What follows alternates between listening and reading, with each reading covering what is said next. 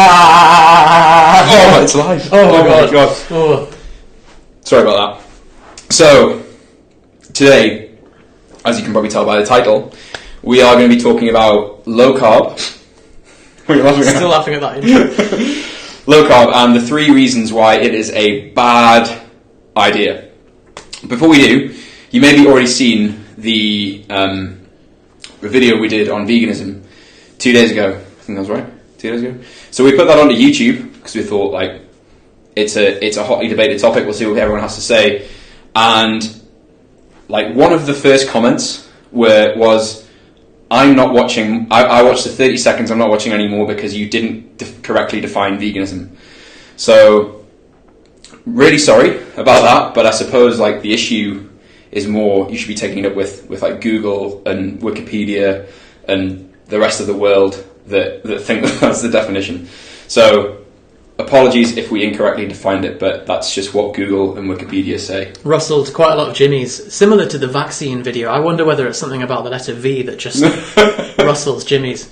So just really upsets people. Yeah, today anyway, we're going to rustle some more jimmies, and we're talking about low carb or ketogenic diets. So this is not eating any carbs, bread, potato, rice. Atkins diet is a popular one. Cambridge diet, I think. I'm not really up to date on my... Don't incorrectly define it. Yeah, not so good with these eponymous diet names, but anyway, normally we are the guys that always try and be reasonable and play both sides of the coin and, really kind of play devil's advocate. But really, in our heart of hearts, low-carb dieting is idiotic. There are so many reasons why you just shouldn't do it, and we're going to go over some of the reasons today. And before we get into the specifics of all these things, all these interesting slides over there, I think just to preface this, this isn't just us slamming something from a theoretical perspective. We've both spent a good bit of time sticking to low-carb diets, and I suppose that frames everything that we're going to be explaining today, as well as what the data and what the evidence says. But before we get into any of the pros and the cons, we're going to talk a little bit about what is low-carb dieting, what are the mechanisms, basically. And as Jonny said, this is a sore spot for both of us because we have spent months doing zero-carb dieting in the past. So the basic premise behind zero carbs is, as you can see, you reduce your carbs, so no bread, more steak, that kind of thing. That reduces the insulin and therefore increases the amount of breakdown of fatty acids. So this is lipolysis from triglycerides into fatty acids, and then that increases the amount of beta oxidation, so the oxidation of those fatty acids, and you burn more ketone bodies as a result. So this is generally purported as the reason why low-carb diets are more efficient, because you have to break down more fatty acids. Now, the big problem here is that we get really sucked into the specific mechanisms over here, but we don't look at the big picture. Yes, we are changing the substrate, we're changing the actual fuel source that we're eating, that we're burning into something else. But that doesn't mean that on the long run, or over a diet period, it actually makes it more efficient. Sometimes we do see in the studies that are not well controlled that there is a slight advantage. Now, this is fully explained when we match for calories by eating loads of butter and steak being a little bit hard to overeat on that compared to donuts and pastries. And also on the fact that you reduce carbs, you tend to increase protein a little bit. And as you well know, protein has a thermic effect. So 25% of the calories that you eat from protein are used to metabolize that protein. And so you effectively have a slightly higher deficit than if you were to eat equivalent calories from something that's a bit more easy to burn, like fat or carbohydrates. Cool. So specifically then, moving on from that, so I think the focus with low carb, when people discuss low carb, they talk about this here, they talk about the insulin effects, and they talk about how much of an advantage that brings. But the elephant in the room that is the sort of the side effect.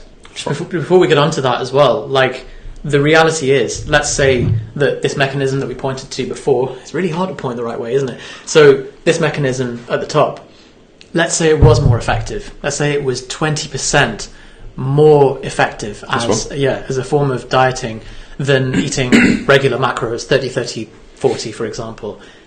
Even if that was the case, and remember, 20% is huge, that would be a game changer if it was. All that would mean is that a 10-week diet would take 8 weeks to achieve the same result. Now, the big problem, and we're going to cover this, is that low-carb dieting, it's not 20% faster, but even if it was... But it isn't. It's not. But if it was, it's way more than 20% harder.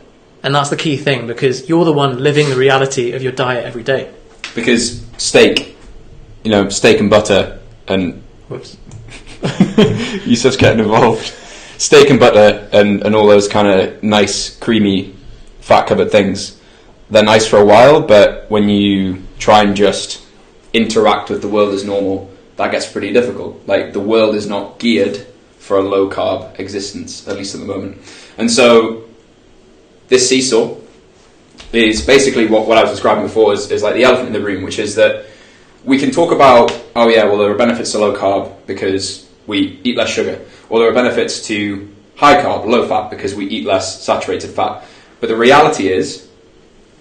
So, regardless of which one you reduce, it's a seesaw. You have to increase the other one. And this is why, in the data, you see a really clear trend over the decades, since the 60s and 70s, where the research vacillates between demonizing sugar and then demonizing saturated fat. And all that's happening is that we're replacing one with the other and then trying to correlate, trying to look for what could possibly be causing these increased rates of heart disease. Now, there's a great article by a guy called Kevin MD where it just titled, "Sugar is not the problem, saturated fat is not the problem, stupidity is." Now, we have to remember that 100% of the calories that you consume are the calories that you consume. And so, take one away, you're going to increase the other, and then we try and reverse justify that one is the culprit for all of these problems. Now, you could say, well, okay, I'm just going to eat neither. Screw it, I'm just going to have no sugar, no saturated fat, or no fats at all. You're going to have to increase your protein. And if you eat 100% protein, you will also have health problems. So ultimately, we're going to die at some point. Something is going to kill us. Everything has a risk factor, even the stuff that we think is really nice and good for us. So unfortunately, it's not as simple as eliminate carbs, improve your health, and everything goes. So when people talk about the seesaw, I think the thing that they don't address is like, well, there has to be a cap, there has to be a total of calories that we're talking about. And if we assume that there is a total, there's this trade-off in place. Like, if we add more fat into our diet, we have to take something out, and vice versa. And so the discussion ultimately comes back to how much total energy, how many total calories are we consuming per day. And if you account for that, as we just discussed on the previous slide, that takes care of basically all of it. And we know that low-carb dieting isn't 80 or 20% rather faster, so why would we be even concerning ourselves with this constant seesaw relationship? So moving on from that then, Nim says trying to go low carb in an Asian country is the worst possible thing to do. There is no such thing as low carb fried rice. Yeah, exactly. So that's actually something we're going to come to, Nims, that in certain environments it is just not possible to follow a low carb diet. Anyway, this is something from My Early in Fitness. They produce some nice little infographics. Now, thank you. So, yeah, it just shows various types of diets, low carb and ketogenic, slightly different, low fat, intermittent fasting, Weight Watchers and paleo, and gives some kind of description of how they think that it works, or how the proponents of it thinks that it works. All of the time, it's because you create a calorie deficit. Now, again, I'm going to address, because some people will be like, oh, but I saw a study that shows that low carb is 10% more effective. Usually, when you see that, well, in fact, 100% of the time, I guarantee there will be no control for calories. It'll say fat as a percentage of calories, but for some reason they don't control for total calories, which boggles my mind, because that's the thing which is going to be what affects how fast the diet works. Exactly. And so people talk about, well, you probably know someone, or you've probably been the person that is a proponent of one of these methods. So even as we've developed over our time writing for Propanefitness, we've used a lot of these. I know Yusef loves Weight Watchers, it's my favourite. For example. Pull over your face.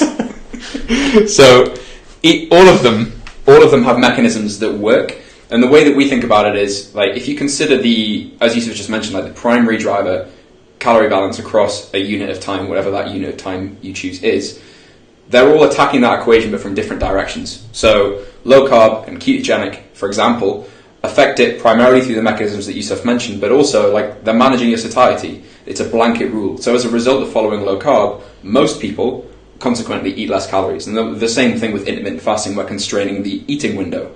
With Weight Watchers, we're still managing calories, but instead of looking at calories, we're looking at points that are this kind of like proxy system to still measure the thing that we actually care about. It's basically divided by 10, isn't it? I think almost. Well, but you get like 20 points a day or something. So divide by 100. So we don't. If we butcher this, if we incorrectly define it, we'll get shouted at. But yeah, it's a point system instead of calories, and calories are just points anyway.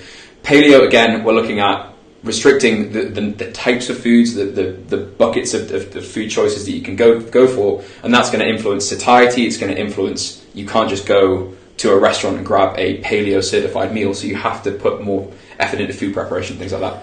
All of these diets work, by the way, and you might be thinking, well, if they work, then why do you have an approach yourselves, Propane? And the answer is that they work, but they're unnecessarily restrictive, and we are trying to teach you to have your cake and eat it too, literally and figuratively. The goal that we talk about for all of our clients is you don't want to be the man or the woman sat at the restaurant eating out of Tupperware, or the person that can't go to a restaurant because you're following a specific diet. The goal is to be the guy eating a slice of cake or a slice of pizza with a vein in your bicep, and you're lean as a result of your flexible lifestyle, rather than following this super restrictive, really boring, bland, and like strictly defined approach. And that's one of the downsides we're going to be discussing in a minute with low carb.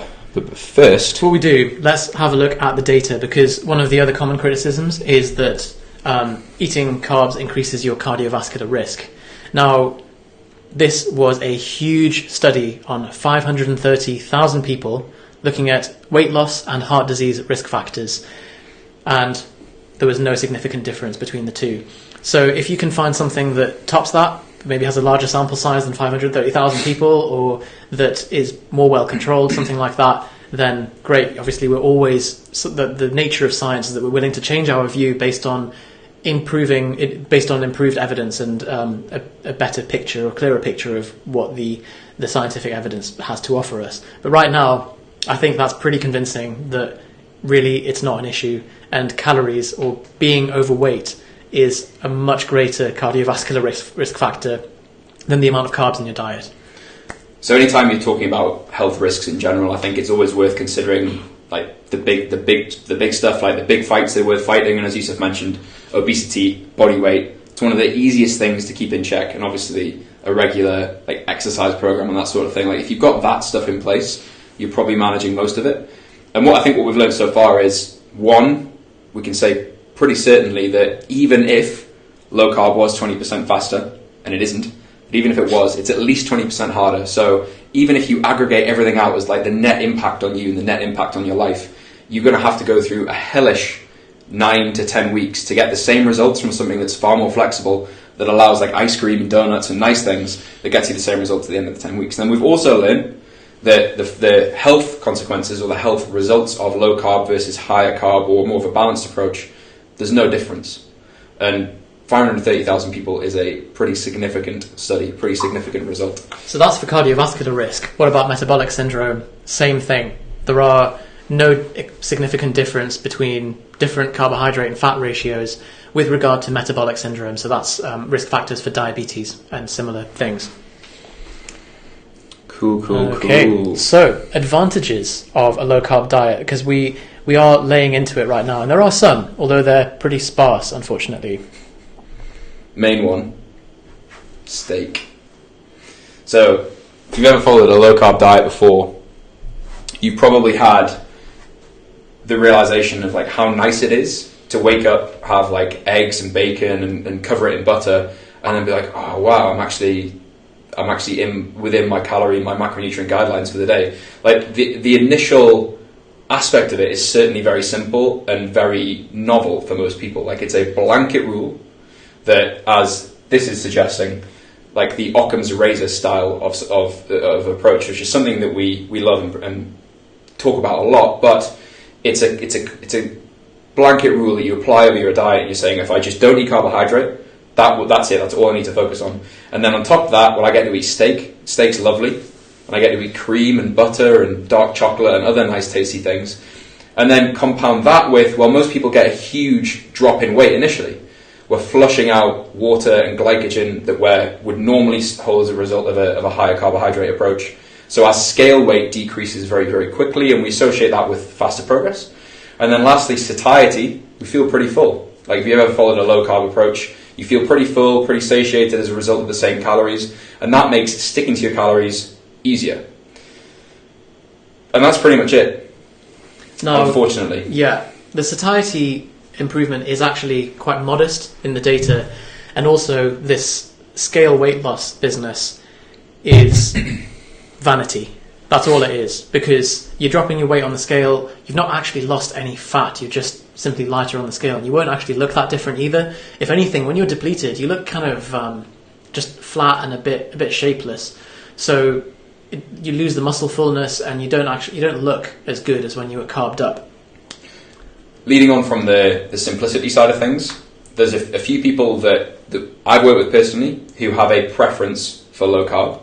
And one of the reasons they have a preference for low carb is that they have this binary feeling around dieting. So when they're dieting, when they're in a fat loss phase, they like to feel like they're in a fat loss phase, which is, I don't know, like maybe a bit of a preference for discomfort and pain more than most people. A little bit masochistic, but yeah. You know, no pain, no gain and all that. Some people find that, being presented with something that is like a combination of carbs and fat, salt, things that are very generally very Moorish, to put it simply, that creates an environment that makes it harder to stick to your average diet, so your average calorie intake across the day. And if we remove those combinations, if we remove the foods that are like typically what people would crave for, sweets, chocolate, pizza, donuts, ice cream, things like that, if those are just off the table and off the carbs, oh. Hey, that was an accident, off the cards, and people find it easy to stick to. So that's one aspect of it that's additional, that's kind of like an anecdotal, what people tend to find while they're actually following this. Other people sometimes find a cognitive benefit from following low carb. So again, sometimes people get the ups and downs, like the blood sugar highs and lows from following a higher carb approach, which is removed by following a low carb approach. Personally, I find the mental stress and strain of trying to stick to this far outweighs the sort of the slight mental edge you get from not consuming carbohydrate. But that's a personal the way thing. around that as well, what you can do is intermittent fast. So let's say you do most of your sort of admin style work in the mornings. You can fast until midday, or fast until 1 or 2 p.m. And then from 2 p.m. till 10 p.m, that's when you eat. And then you can have as many carbs as you want. Alternatively, you can just change the source of your carbs. We're not saying that you need to eat Haribo and Pop-Tarts all day, because that is going to give you energy swings if you have them in kind of big boluses like that, and your insulin sensitivity isn't ideal. Okay, so those are the 4 meager advantages of low carb diets. Next we have the disadvantages. Now this is something that's we're probably all a little bit bitter about. Taryn's actually just mentioned one of these as well, and it's very true. Which one did she mention? The irritability, the constipation, feeling rubbish. Oh right, I see. So yeah, number 1, irritability. That is a man holding a chicken drumstick, and he's looking very upset. You just feel rubbish, and that's because carbohydrates contain the serotonin precursors that will improve your mood. And you will know that if you've ever done a cyclical ketogenic diet where you've gone low carb for some time and then you have a big refeed, or you've just binged, then you will feel elated. You actually feel genuinely ecstatic. I remember we did a carb night, and we got an article on it a while ago, and like on that carb night, you felt like you were on drugs, like it was incredible for that night. And then, but actually what that does is it reinforces this elevation, this pedestal of carbohydrates being like this wonderful drug-like thing, and actually that's not a very healthy cycle to install in your own brain. It also creates like a guilt that's associated with having carbohydrate. Like there's Yusef doesn't know that I'm about to mention this, but there's a story that where it was slightly different, but Yusef was at a cafe, I think, with your brother, and he gave he gave Yusef a tea, I think it is, or a coffee, and it had sugar in. And because he'd had carbohydrate, like, straight away. I think I was doing a 36-hour fast, and it just broke my fast. It's a similar thing. Like it's creating a black and white boundary of like, if you do this, then you failed. Even though that was it. I just went and got like a cheese toasty instantly. Because there's nothing wrong necessarily from a fat loss perspective about having carbohydrate during your day. It's just that following a low carb diet makes you think that there is. And so this irritability that comes about from like, I just really want carbs, but I can't have them because of this rule that I read in this book one time, isn't going to be sustainable unless you just really enjoy eating low carb all the time. And so that irritability, if you experience that with a low carb diet, it really just isn't worth it straight away. Like if on a daily basis you're frustrated because you can't consume something, it's not worth fighting that fight, especially when you consider the bad breath, constipation, social awkwardness that results. This is also like another similar story. Sorry, Johnny, I'm putting you in it now as well. Oh, God. This was Johnny was seeing a film, also doing the 36-hour fast. This is stuff like we've been bogged down. We've tried all the stupid diets in history, really. So, bought 2 litre bottles of Volvic Touch of Fruit, which he thought was sugar-free. Turns out it's not. It's about as much sugar as Coke. So that was... It tastes really nice as well, which, like during the film, like, this is amazing. Like, I'm definitely going to stock up on this. Was it like 300 grams of carbs or something? Well, because I had 2 2-litre bottles because I was so hungry. About 10 grams of carbs per 100 millilitres, so 400 grams. Is that... Yeah, that's something right. like that. Like unbelievable. More, it would have been easier to just have a bag of Haribo, basically. 2 bags. Yeah. Like... God damn it. so again, like, black and white rule, and a complete like blanket statement of right, no carbohydrate leads to situations like that being like this all or nothing, baby out with the bathwater type situation, especially when you feel so restricted. So the social awkwardness is I think for me one of the biggest ones. One of the things that we do with the stuff that we advise our clients is we try to structure their diet around social stuff. So meals out, nights out, alcohol, birthday parties, weddings, buffets, whatever. There's ways around each of those situations, and there's ways to manage each of those situations in such a way that it doesn't damage your progress. However, try to stick to a low carb diet. Just try to stick to this arbitrary rule that you've set yourself. In any of those situations, it becomes progressively more difficult. Like going to a restaurant and the waiter comes around to take an order and you have to ask for, line number 3 on the menu, but without the bread or without the pasta or without the sauce. And was like, why? And you're like, well, I'm doing low carb. It never gets a, like, wow, good on you. It's always like, oh, you're a weirdo. So there's always that awkwardness, those negative reactions where you have to make it very, very clear to everybody that you're dieting today. You have to make it very, very clear to everybody that you're doing this. Instead, just have the pizza and factor it into your week or your month or whatever. And that's a far easier way to manage things. Cormac asks, is Deca low carb? Deca is a type of steroid. Yeah, Deca is low carb and vegan. So, Cormac, there you go. Cormac must be taking Deca. Must be very, very happy about that. Just bursting to know. So, bad breath, the third one, and constipation. Constipation not so much because it shouldn't really affect other people, but those first 3, irritability, bad breath, and socially awkward, they all make you quite an unpleasant person to be around. And you've got to consider that when you started doing a low carb diet, you probably did it to look better and ultimately to be a better person to be around. So if the side effect of doing the diet is that you're a worse person to be around, then it's a bit of a backward step. So constipation as well. Just no one wants to be constipated. No one does. And the bad breath is something that you can actually taste. Is it called halitosis? Halitosis. So you're actually something that you're aware of. It's not just the people you're around. There's a different taste in your mouth, and you're just creating this unpleasant, constipated, feeling uncomfortable, feeling irritable, feeling like you can't leave the house without your Tupperware and it's the same smell as, have you ever spoken to someone who's a bit drunk and hasn't eaten in a long time and they start to smell of pear drops but not in a nice way? That's the smell you smell of all the time. That is it. Cormac says perfect, excellent. Glad we answered your question. Now the final thing is this with low carb dieting. So this is an analogy that I used with Yusef a while ago that may look a bit weird, but there's 2 sides of a diet that you can be on. Like one is you're aware of it on a daily basis. So in this situation, this is like a low carb diet or anything that's really restrictive. So I think this goes for paleo or really extended fasting or anything that's like really, really specific, really, really confined in terms of what you can and cannot do. You wake up in the morning and it's like there's a big banner in your bedroom going like, by the way, you're on a diet today. And you're like, oh yeah, I'd forgotten. And you suddenly find yourself like pinching and making sure you're losing weight. You step on the scale, it doesn't say what you want, you step off and step back on again. And it's because you're you're experiencing this discomfort, and your way of rationalizing that discomfort is by looking for some kind of benefit all the time. Like you're looking for some kind of, oh, it's okay because. And when you can't find the, oh, it's okay because, that's when the irritability sets in, and that's when the pastry aisle at Sainsbury's starts to look ever more appealing. However, where we want to get people is to the point where you forget that you're on a diet. And like you only remember because you check in at the end of the week and your average weight's down. But across the week, you've been to a birthday party, you've eaten out with your friends, you've eaten stuff that you want to eat. You feel otherwise normal, but you're still making progress towards the goal that means something to you.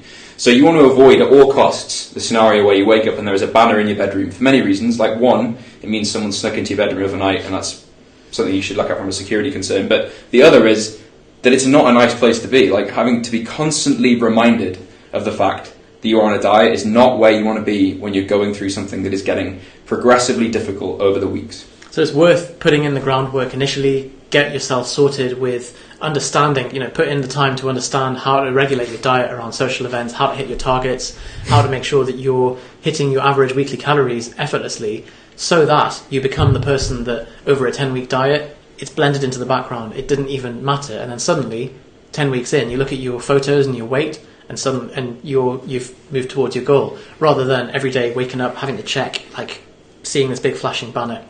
I know you're probably thinking, like, if only there was a free resource, like with maybe, 5 things in, that I could download that might tell me a little bit about how could I go about managing these situations, managing my diet around like social stuff, and how do I blend it into the background? If only that existed. So if you haven't got our stupid attempt at humour, then we do have a free download that is available for anybody that wants it. There's a link below this video in the comments. Click there to grab it and we'll send it to an email of your choosing.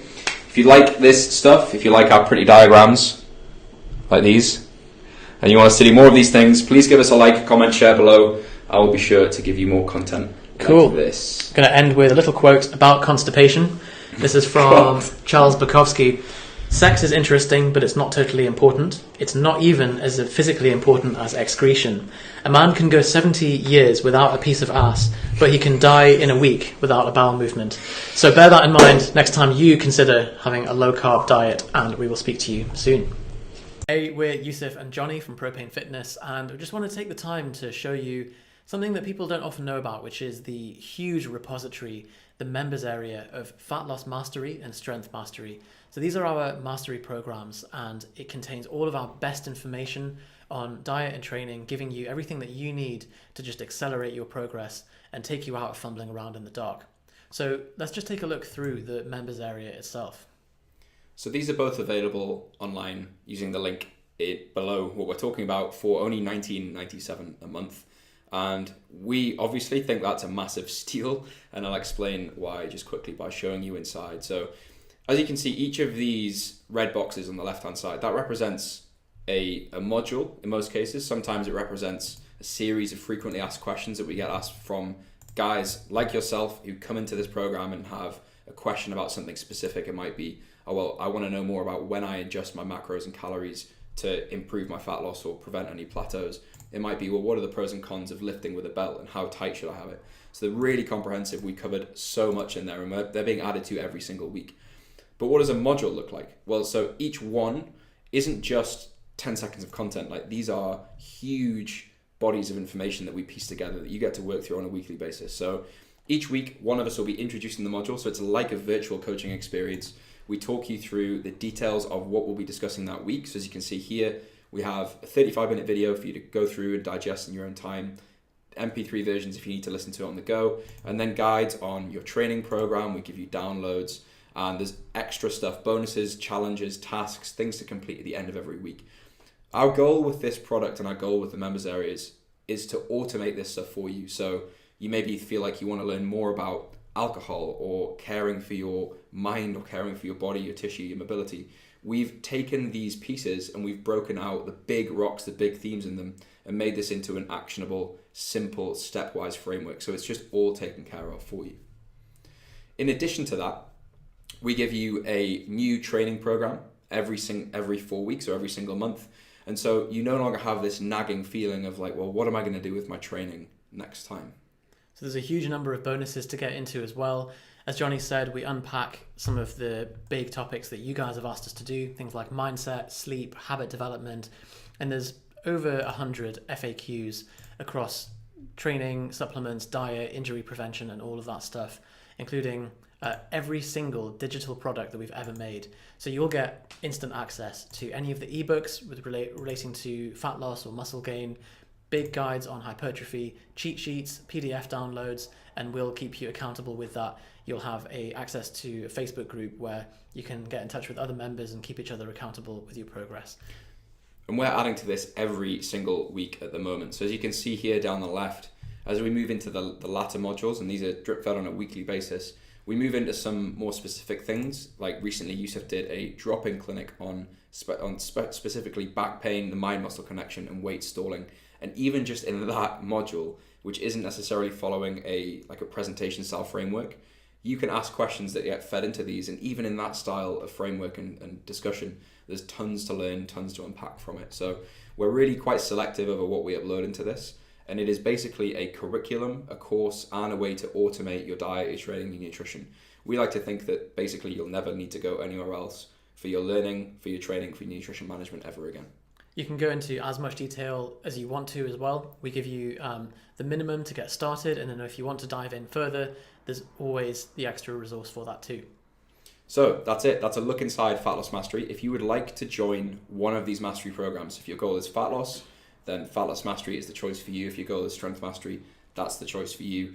We will actually give you access to both, but it's about selecting which one that you want to go for first.